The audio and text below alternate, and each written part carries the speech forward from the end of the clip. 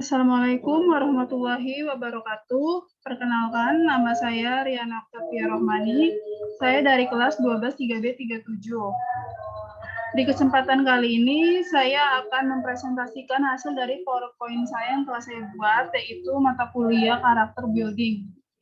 Yang pertama itu ada gagasan futuristik dan konstruktif dari 17 SDGs. Namun dari ke-17 ini saya memilih salah satunya. Dan saya mengambil poin yang kedua, yaitu mengakhiri kelaparan yang ada di Indonesia. Tingkat kelaparan di Indonesia masih kategori sangat serius, karena kelaparan menjadi salah satu isu yang masih menghantui Indonesia saat ini. Menurut Global Hunger Index atau GHI 2018, Indonesia dinilai memiliki masalah kelaparan tingkat serius yang memerlukan perhatian lebih. Dalam laporan tersebut, lembaga nirlaba Welltung Review dan Concern Worldwide menghitung indeks global kelaparan berdasarkan 4 indikator. Di antaranya adalah kasus kurang gizi dari populasi penduduk, stunting pada anak usia di bawah 5 tahun, kematian anak di bawah usia 5 tahun, dan usia di bawah 5 tahun yang tidak dirawat dengan baik. Bahkan angka kelaparan dan kekurangan gizi global melonjak sangat signifikan sepanjang tahun lalu. Penyebab utamanya tidak lain dan tidak mungkin adalah COVID-19 atau virus corona. Ini adalah skor indeks kelaparan global Hunger Index atau GHI negara Asia Tenggara di tahun 2021. Tingkat kelaparan di Indonesia menurut Global Hunger Index menempati urutan ketiga tertinggi di Asia Tenggara pada 2021. Indonesia mendapat skor indeks sebesar 18 poin atau termasuk dalam level moderat. Skor ini telah berada di atas rata-rata global yang sebesar 17,9 poin.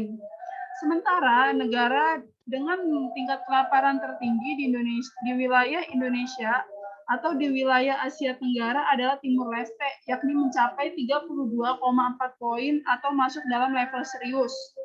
Laos berada di urutan berikutnya dengan skor 19,5 poin atau masuk level moderat.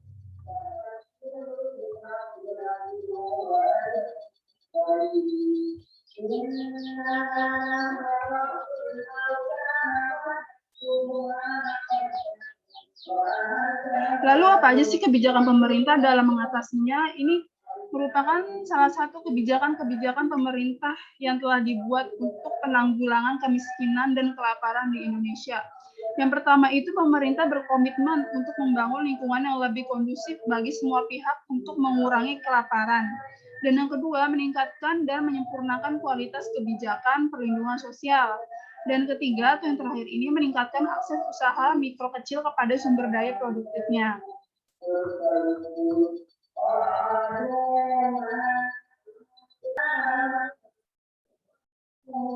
Selanjutnya ada isu keprihatinan bangsa Indonesia.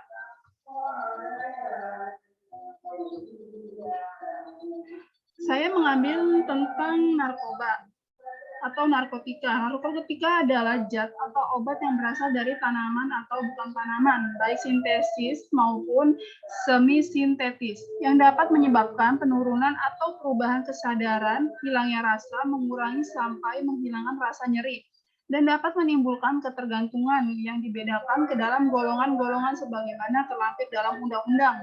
Peredaran dan penyalahgunaan narkoba merupakan salah satu permasalahan nasional yang dipandang serius oleh pemerintah karena dapat menyebabkan rusaknya moral bangsa. Karena itu, pemerintah sangat memberikan perhatian terhadap penanganan atas penyalahgunaan narkoba di negara kita. Masalah merebaknya penyalahgunaan narkoba semakin lama semakin meningkat. Lalu, apa aja sih macam-macam narkoba? Ini termasuk macam-macam narkoba. Yang pertama ada kokain. Kokain termasuk dalam jenis narkoba yang sangat adiktif dan bisa mempengaruhi sistem saraf pusat. Yang kedua ada ganja.